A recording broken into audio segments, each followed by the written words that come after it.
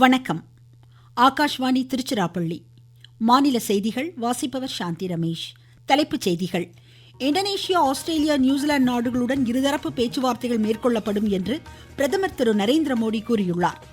தமிழகத்தில் பட்ஜெட்டிற்கு முந்தைய பேச்சுவார்த்தைகளின் ஒரு பகுதியாக முதலமைச்சர் திரு விஜய் உயர்கல்வித்துறையினருடன் இன்று ஆலோசனை மேற்கொண்டார். குடியிருப்பு பகுதிகளில் வனவிலங்குகள் நுழைவதை தடுக்க வெளிநாட்டு தொழில்நுட்பங்கள் கையாளப்படும் என்று மாநில வனத்துறை அமைச்சர் திரு ரஞ்சித்குமார் தெரிவித்துள்ளார். தமிழ்நாட்டில் சட்டம் ஒழுங்கு நிலைமை கேள்விக்குறியாகி உள்ளதாக பிஜேபி மாநில தலைவர் திரு நயினார் நாகேந்திரன் குற்றம் சாட்டியுள்ளார். கர்நாடக அரசு காவிரியில் உடனடியாக தண்ணீர் திறந்துவிட இந்திய கம்யூனிஸ்ட் கட்சியின் மாநில செயலாளர் திரு வீரபாண்டியன் வலியுறுத்தியுள்ளார். இனி விரிவான செய்திகள். இந்தோனேஷியா, ஆஸ்திரேலியா, நியூசிலாந்து நாடுகளுக்கு 6 நாள் அரசுமுறை பயணமாக தாம் செல்வதாக பிரதமர் திரு நரேந்திர மோடி தெரிவித்துள்ளார்.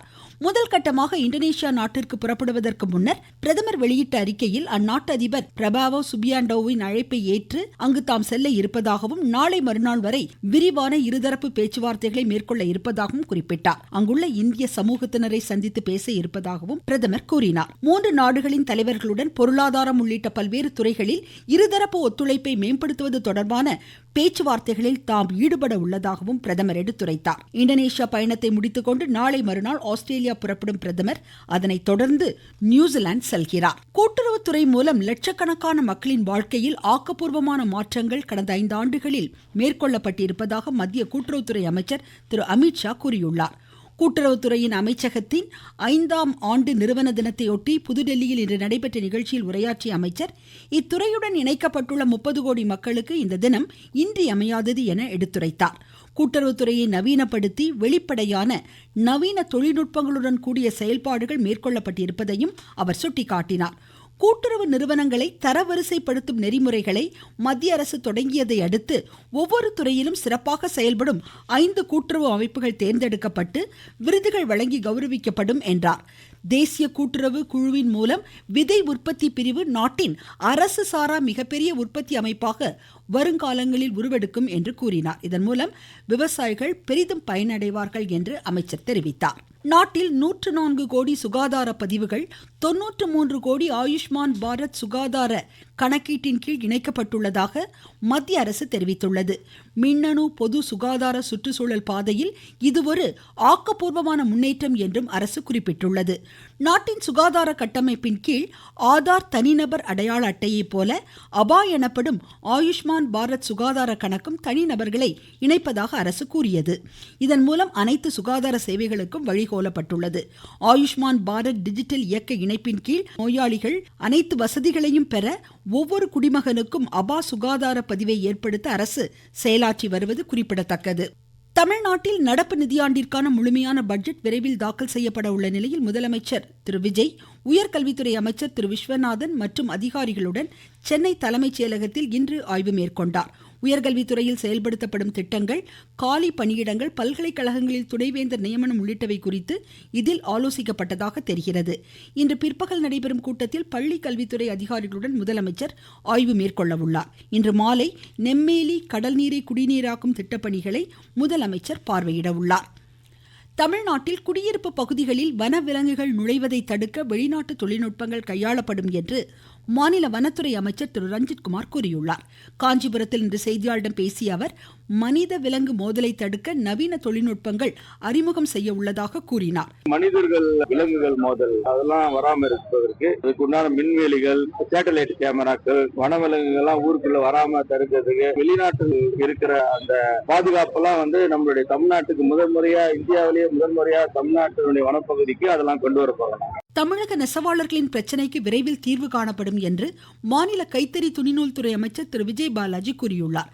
காஞ்சிபுரம் பேரறிஞர் அண்ணா கைத்தறி பட்டு பூங்காவை இன்று ஆய்வு செய்த பின்னர் செய்தியாளர்களிடம் பேசிய அமைச்சர், போலி பட்டுப்புடவை புழக்கம் மற்றும் இடைத்தரகர்களை தடுக்க தேவையான நடவடிக்கைகள் எடுக்கப்படும் என்று குறிப்பிட்டார். முதலமைச்சர் மாநில இளையோர் விருதுக்கு விண்ணப்பிப்பதற்கான கால அவகாசம் வரும் 13ஆம் தேதி வரை நீட்டிக்கப்பட்டுள்ளதாக அரசு கூறியுள்ளது. தகுதியுடையவர்கள் இணையதளம் மூலம் இதற்கு விண்ணப்பிக்கலாம். நீங்கள் கேட்டுக்கொண்டிருப்பது ஆகாஷ்வாணியின் மாநில செய்தி அறிக்கை. ஊரக வளர்ச்சிக்கான புதிய அத்தியாயம். வளர்ச்சியடைந்த இந்தியாவிற்கான ஊரக வேலைவாய்ப்பு உறுதி மற்றும் வாழ்வாதார சட்டம் செயல்பாட்டிற்கு வந்துள்ளது. இந்த சட்டம் ஆண்டிற்கு 125 நாட்கள் வேலையை உறுதி செய்கிறது. வாரந்தோறும் ஊதியம் வழங்கப்படுவது கட்டாயமாக்கப்பட்டுள்ளது. பணி முடித்த 15 நாட்களுக்குள் ஊதியம் வழங்குவதை உறுதி செய்வதற்கான அம்சங்களும் இதில் இடம்பெற்றுள்ளன. கால தாமதமாக ஊதியம் வழங்கப்பட்டால் அதற்கான இழப்பீட்டுத் தொகைக்கும் வகை செய்யப்பட்டுள்ளது. வளர்ச்சியடைந்த இந்தியாவிற்கான பயணத்தில் மோடி அரசு தொடரும் சீர்திருத்த நடவடிக்கைகள். தமிழ்நாட்டில் சட்டம் ஒழுங்கு நிலைமை கேள்விக்குறியாகியுள்ளதாக பிஜேபி மாநில தலைவர் திரு நயினார் நாகேந்திரன் குற்றம் சாட்டியுள்ளார். திண்டிவனத்தில் இன்று செய்தியாளர்களிடம் பேசிய அவர், முந்தைய திமுக ஆட்சிக்கும் தற்போதைய தாவேகா ஆட்சிக்கும் வேறுபாடு இல்லை என்று குறிப்பிட்டார். தாவேகா ஆட்சியில் குதிரை பேரம் நடைபெறுவதாக கூறப்படும் நிலையில் முதலமைச்சர் அதை தடுத்து நிறுத்த வேண்டும் என்றும் அவர் கேட்டுக்கொண்டார். கர்நாடக அரசு காவிரியில் உடனடியாக தண்ணீர் திறந்துவிட இந்திய கம்யூனிஸ்ட் கட்சியின் மாநில செயலாளர் திரு வீரபாண்டியன் வலியுறுத்தியுள்ளார். திருச்சியில் இன்று செய்தியாளர்களிடம் பேசிய அவர், காவிரியின் குறுக்கே மேகதாது அணை கட்டும் கர்நாடக அரசின் முயற்சி நாட்டின் ஒருமைப்பாட்டை கேள்விக்குறியாக்கிவிடும் என்று குறை கூறினார். தமிழகம் முழுவதும் குடிநீர் பிரச்சனை மக்களை வாட்டி வதைப்பதாகவும் அவர் குறிப்பிட்டார். பெட்ரோல் டீசல் விலை உயர்வை தடுக்க மத்திய அரசு நடவடிக்கை எடுக்கவில்லை என்று அவர் குற்றம் சாட்டியுள்ளார்.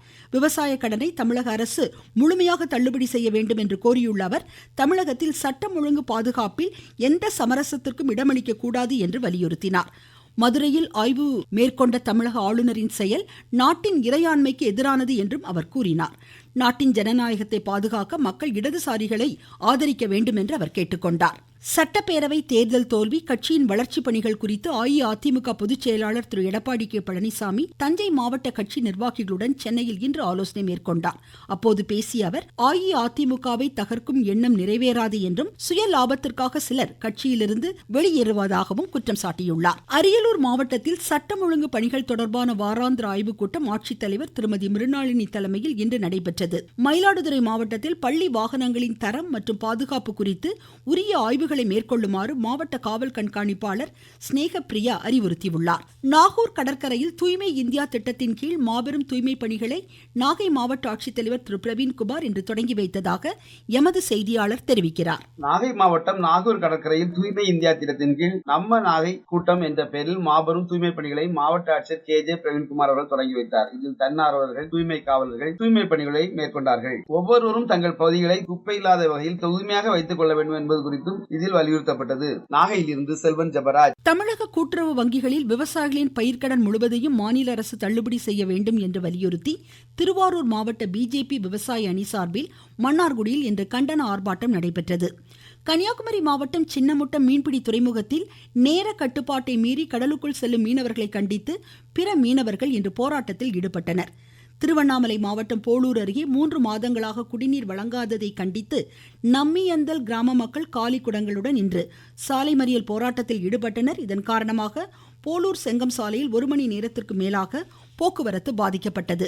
கோவை குற்றால அருவியில் நீர்வரத்து அதிகரித்து காணப்படுவதால் சுற்றுலா பயணிகளுக்கான தடை 4வது நாளாக இன்றும் தொடர்கிறது என்று எமது செய்தியாளர் தெரிவிக்கிறார். கோயம்புத்தூர் மாவட்டத்தின் மேற்கு தொடர்ச்சி மலைப்பகுதிகளில் தொடர் மழை பெய்து வருவதால் கோவை குற்றாலம் அருவியில் வெள்ளப்பெருக்கு ஏற்பட்டுள்ளது. எனவே சுற்றுலா பயணிகளின் பாதுகாப்பு கருதி கோவை குற்றால அருவியில் குளிப்பதற்கு கடந்த வெள்ளிக்கிழமை முதல் தடை விதிக்கப்பட்டுள்ளது. மழை தொடர்வதால் கோவை குற்றாலம் அருவி 4வது நாளாக இன்றும் மூடப்பட்டுள்ளது. அருவியில் நீர் சீரான பின்பு சுற்றுலா பயணிகள் குளிப்பதற்கு அனுமதிக்கப்படுவார்கள் என வனத்துறை சார்பில் தெரிவிக்கப்பட்டுள்ளது. கோவையிலிருந்து ஹரிஹரன். பழனி அருள்மிகு தண்டாயுதபாணி சுவாமி திருக்கோவிலில் ரோப்கார் இணையதள முன்பதிவு பயணம் இன்று முதல் பயன்பாட்டிற்கு வந்துள்ளதாக எமது திண்டுக்கல் செய்தியாளர் கூறுகிறார். இந்து சமய அறநிலைத்துறையின் டிஜிட்டல் சேவைகளின் ஒரு பகுதியாக பழனி மலைக்கோவிலில் ரோப்கார் பயணத்திற்கான ஆன்லைன் முன்பதிவு இன்று முதல் முழுமையாக தொடங்கியுள்ளது. பக்தர்கள் கோவிலின் அதிகாரப்பூர்வ இணையதளத்தில் ₹100 கட்டணம் செலுத்தி தங்களுக்கான நேரத்தை தேர்வு செய்து முன்பதிவு செய்து கொள்ளலாம். முதற்கட்டமாக தினசரி 100 பக்தர்கள் இந்த சேவையின் மூலம் அனுமதிக்கப்பட உள்ளனர். விரைவில் தங்கும் விடுதி அறைகளுக்கும் ஆன்லைன் முறைக்கு வரவுள்ளதாக கோயில் நிர்வாகம் தெரிவித்துள்ளது. திண்டுக்கல் மாவட்டத்திலிருந்து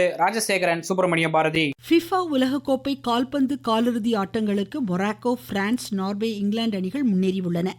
இன்று நடைபெற்ற காலிறுதிக்கு முந்தைய சுற்று ஆட்டங்களில் நார்வே பிரேசிலையும், இங்கிலாந்து மெக்சிகோவையும் வென்றுள்ளன. மீண்டும் தலைப்புச் செய்திகள். இந்தோனேஷியா, ஆஸ்திரேலியா, நியூசிலாந்து நாடுகளுடன் இருதரப்பு பேச்சுவார்த்தைகள் மேற்கொள்ளப்படும் என்று பிரதமர் திரு நரேந்திர மோடி கூறியுள்ளார். தமிழகத்தில் பட்ஜெட்டிற்கு முந்தைய பேச்சுவார்த்தைகளின் ஒரு பகுதியாக முதலமைச்சர் திரு விஜய் உயர்கல்வித்துறையினருடன் இன்று ஆலோசனை மேற்கொண்டார். குடியிருப்பு பகுதிகளில் வனவிலங்குகள் நுழைவதை தடுக்க வெளிநாட்டு தொழில்நுட்பங்கள் கையாளப்படும் என்று மாநில வனத்துறை அமைச்சர் திரு ரஞ்சித்குமார் தெரிவித்துள்ளார். தமிழ்நாட்டில் சட்டம் ஒழுங்கு நிலைமை கேள்விக்குறியாகி உள்ளதாக பிஜேபி மாநில தலைவர் திரு நயினார் நாகேந்திரன் குற்றம் சாட்டியுள்ளார். கர்நாடக அரசு காவிரியில் உடனடியாக தண்ணீர் திறந்துவிட இந்திய கம்யூனிஸ்ட் கட்சியின் மாநில செயலாளர் திரு வீரபாண்டியன் வலியுறுத்தியுள்ளார். இத்துடன் இந்த செய்தி அறிக்கை முடிவடைந்தது.